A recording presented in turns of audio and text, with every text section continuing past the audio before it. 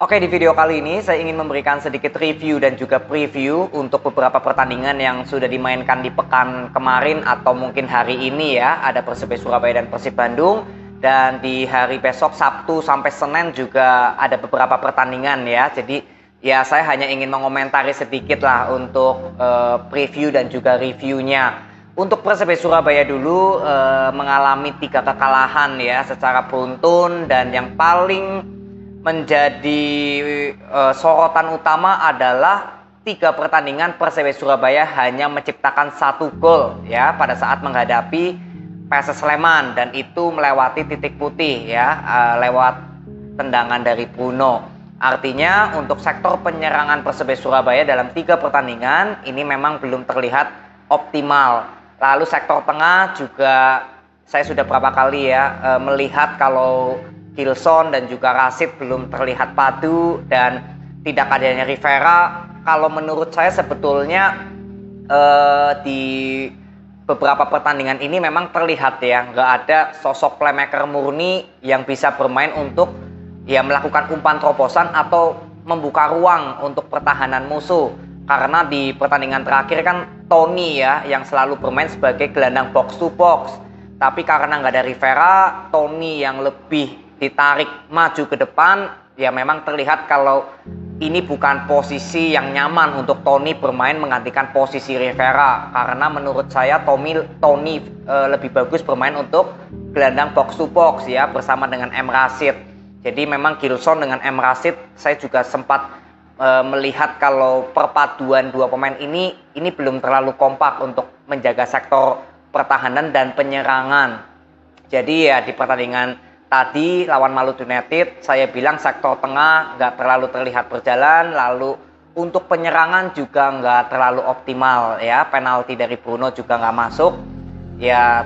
Dalam tanda kutip memang sektor penyerangan Persebaya Surabaya harus ada evaluasi dari Coach Munster ya, dan ini juga bisa menjadi PR untuk Coach Munster ya kalau menurut saya, bahwa ya dalam beberapa pertandingan ke depan Persebaya Surabaya harus lebih banyak melakukan rotasi. Ini demi menjaga ketika pemain intinya harus mengalami cedera seperti Rivera atau mungkin Bruno yang dalam beberapa pertandingan terakhir nggak optimal. Nah ini harusnya kan Persebaya Surabaya memiliki pemain pengganti ya, walaupun nggak sepadan tapi minimal jam terbangnya juga nggak terlalu minim gitu loh. Jadi ketika dibutuhkan di waktu yang harus bermain ya, ini pemain yang cadangan bisa optimal juga. Tapi saya melihat beberapa kali ya Coach Munster kurang ya untuk memberikan jam terbang kepada pemain-pemain cadangan.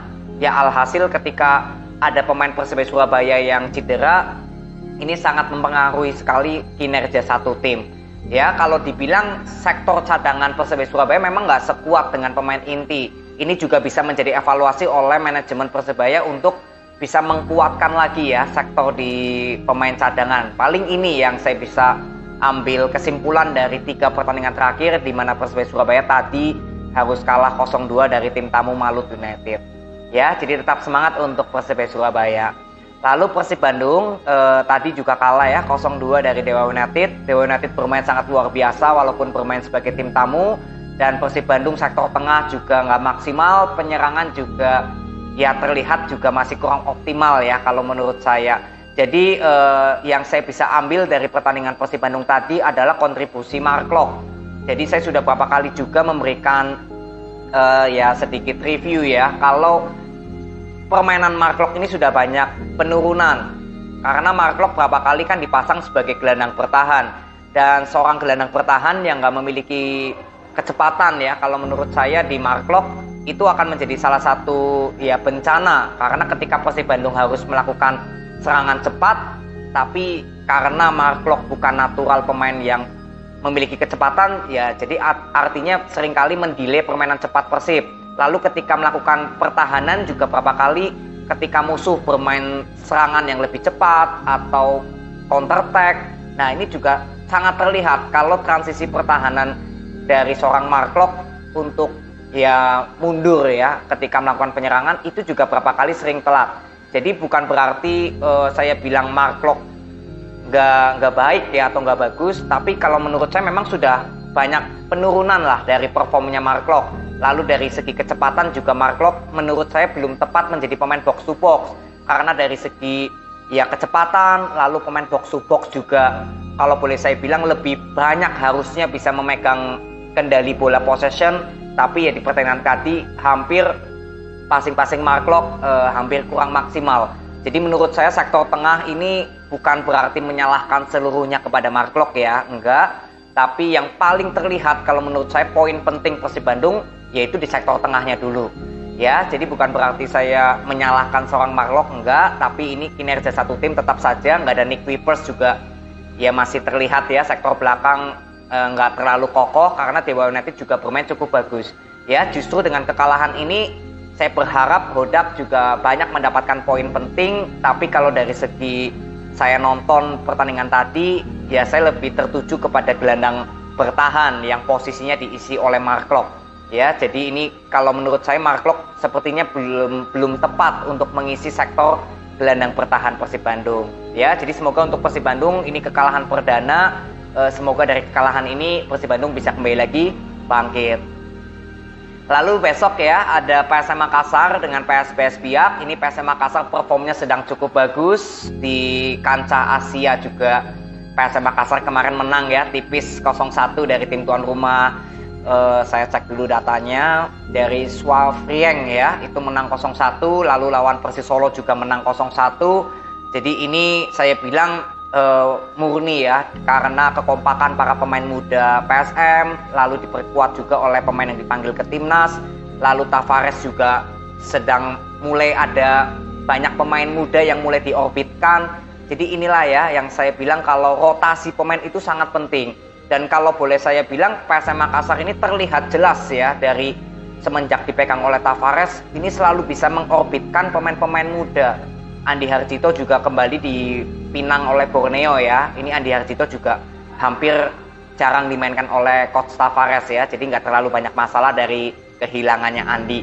Jadi kembali lagi kalau PSM Makassar rotasi ini sangat cukup luar biasa di bawah Tavares. Jadi ketika PSM Makassar harus kehilangan pemain-pemain penting seperti duo Sayuri yang harus hilang di musim ini gitu ya, lalu Everton, lalu mungkin Adilson yang sudah cabut itu nggak terlalu berpengaruh, tapi ya dengan kunci rotasi pemain dan pemain juga bisa nurut ya dengan apa yang diinginkan oleh Tavares, lalu berapa kali juga terlihat evaluasi dari permainan PSM. Jadi saya kira PSM Makassar ini cukup kuat dari segi pemain inti dan cadangan ya. Tinggal pembuktian untuk Balotelli yang kemarin menciptakan gol kemenangan ya untuk Persis Solo. Semoga Balotelli bisa menjadi pengganti pemain PSM di sektor depan yang tajam ya.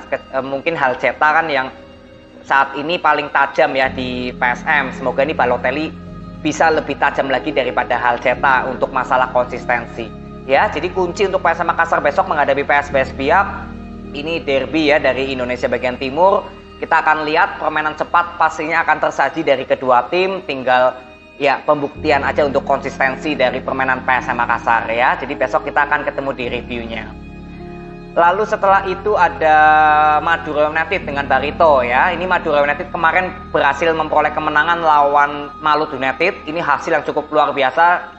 Ece Sari ya langsung bisa menciptakan gol perdana untuk kemenangan Madura United. Ya saya berharap Madura United yang sekarang bisa naik ya ke peringkat 17 yang sebelumnya di dasar klasemen, ini besok menghadapi Barito semoga bisa kembali lagi bermain secara optimal ya, apalagi didukung dari Ece Sari yang kita tahu ini cukup bagus juga striker ini. Lalu untuk Barito Putra juga bukan dianggap enteng ya, karena Barito Putra ini kemarin mendatangkan pemain yang cukup luar biasa juga kalau menurut saya. Ada Mayer, Anderson ya, ini pemain yang cukup bagus. Jadi semoga untuk Madura United walaupun dari segi pemain mungkin kualitas kedalaman skuad Barito ini lebih bagus ya kalau menurut saya, karena dari mendatangkan pemain di musim ini cukup bagus lah. Nah ini semoga untuk Madura United yang juga mendatangkan pemain asing ini bisa menjadi pembuktian besok ya. Jadi pemain asing yang didatangkan oleh Madura United ini sebagai pembuktian agar bisa membawa Madura United keluar dari zona degradasi ya. Jadi besok nih pertandingan menurut saya pembuktian Madura United sudah bisa memperoleh 2 kemenangan dalam 5 pertandingan, sedangkan untuk Barito ini belum memperoleh kemenangan ya, dari 5, 6, 7, 8, 9, 10, 11, 12, 13 pertandingan ini Barito belum menang sama sekali. Jadi ini juga pembuktian untuk Barito Putra besok menghadapi Madura United. Ya, jadi nanti kita ketemu aja di video review untuk Madura United bertemu dengan Barito Putra. Lalu di hari Minggu ini ada 3 pertandingan, Persik Kediri dengan PSS Sleman. Nah, ini pertandingan juga cukup seru. Kita tahu bahwa perform dari kedua tim ini sedang sama-sama naik ya, walaupun dari segi peringkat Persik Kediri sekarang sudah masuk di 4 besar. Lalu PSS Sleman juga sudah keluar dari zona degradasi. Lalu dalam 5 pertandingan kedua tim hanya memperoleh 1 kekalahan saja. Bedanya PSS Sleman 1 mengalami hasil imbang, sedangkan untuk Persik Kediri 4 kemenangan. Jadi untuk Persik Kediri kemarin juga lawan Bali United saya nonton walaupun belum membuat video review. Kunci untuk Persik Kediri adalah di masalah rotasi juga. Berapa kali Rospide melakukan banyak rotasi di beberapa pertandingan terakhir ya, seperti Majid Osman yang kemarin langsung dimainkan lawan Bali United langsung bisa memberikan kontribusi 3 gol ya. Jadi kemarin lawan Bali United saya bilang 3 gol yang tercipta untuk Persik Kediri itu semuanya melalui kontribusi Majid Osman. Nah, ini juga menjadi alarm berbahaya ketika Majid Osman bisa menyatu ya dengan permainan Persik Kediri sebagai gelandang serang.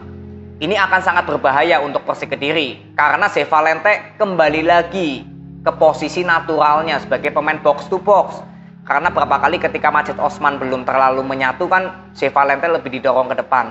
Ya, jadi semoga dengan kemenangan lawan Bali United kemarin ini bisa menjadi pembuktian untuk Persik Kediri. Ini dalam 3 pertandingan terakhir Persik Kediri menciptakan 10 gol.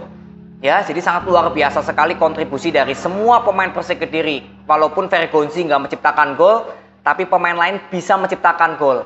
Nah, inilah kalau menurut saya kuncinya di rotasi ya dari Rospide dan juga ya dari internal trainingnya. Saya bilang ini cukup berhasil karena berapa kali Rospide kan terlihat ya melakukan rotasi-rotasi pemain.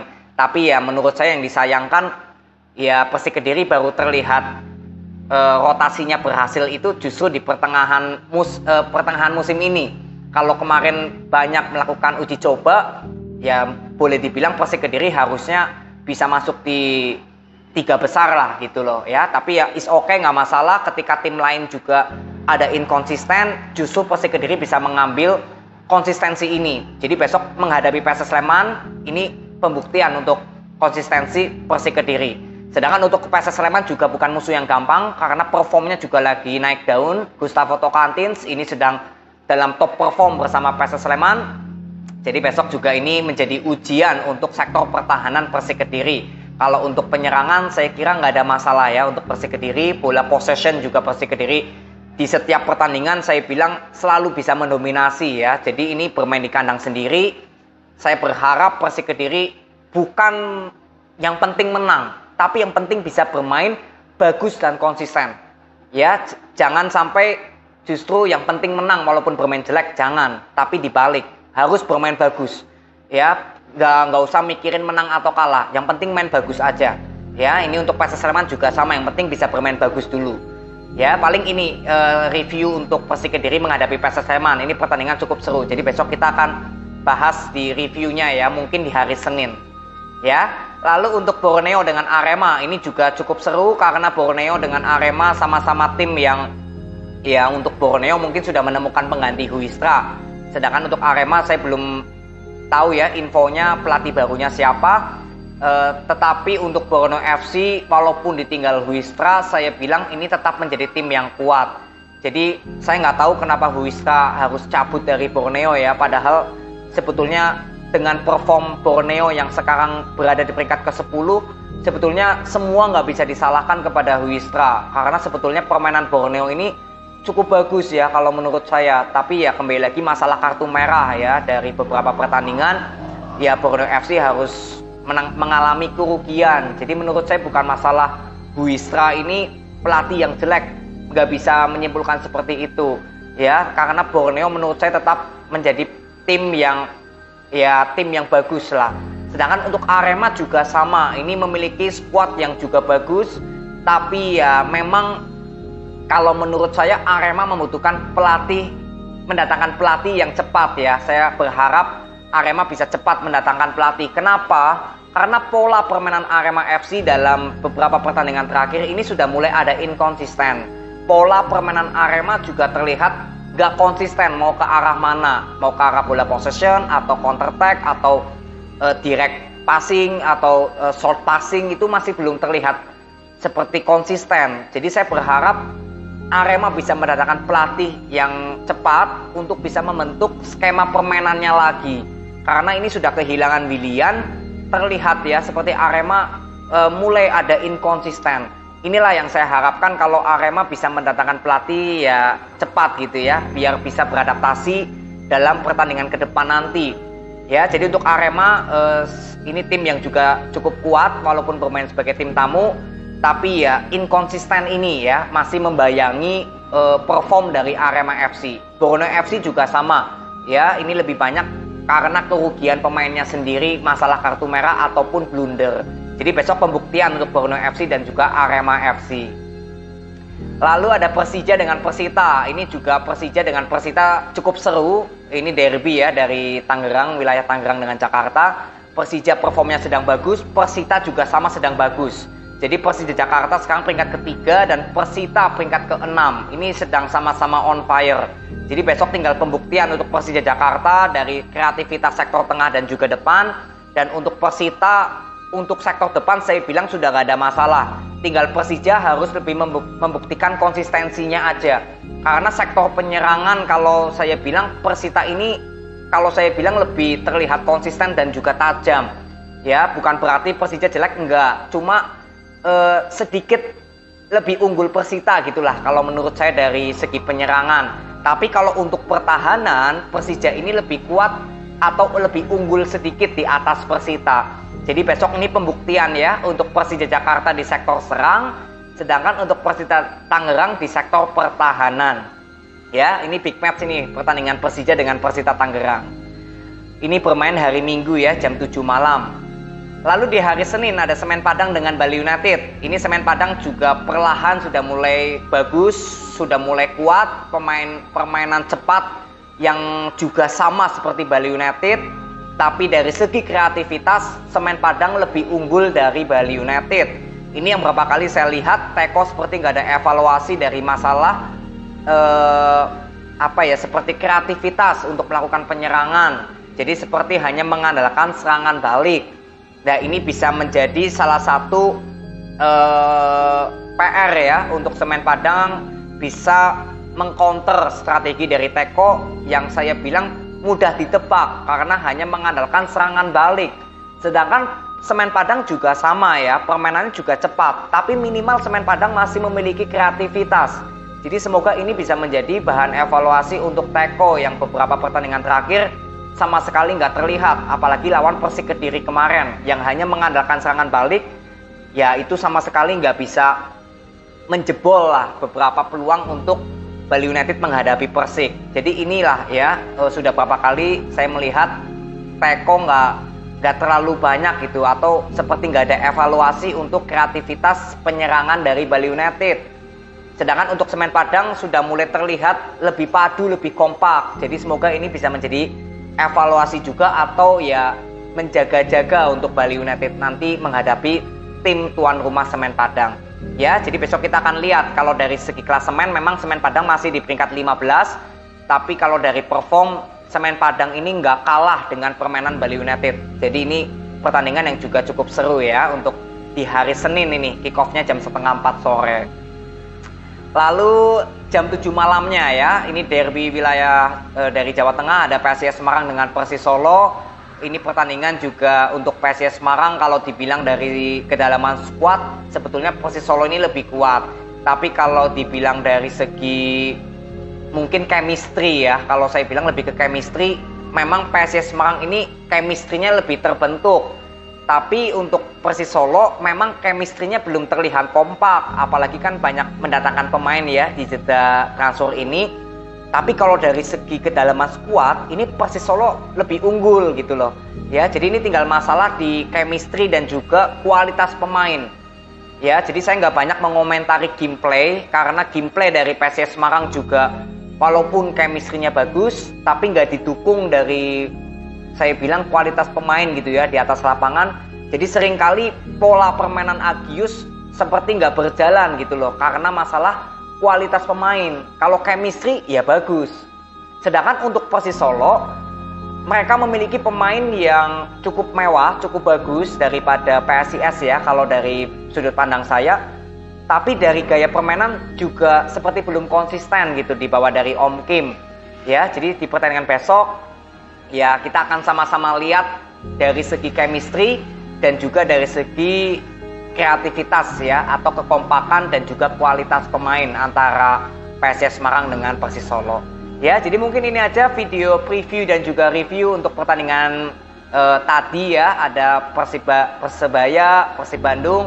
Lalu di hari Sabtu, Minggu, Senin ini banyak sekali nih ya, match ke 19 ya. Jadi nanti kita ketemu di video selanjutnya untuk membahas jalannya pertandingan dari semua tim di BRI Liga 1. Terima kasih, semoga bermanfaat. See you. Oke, di video kali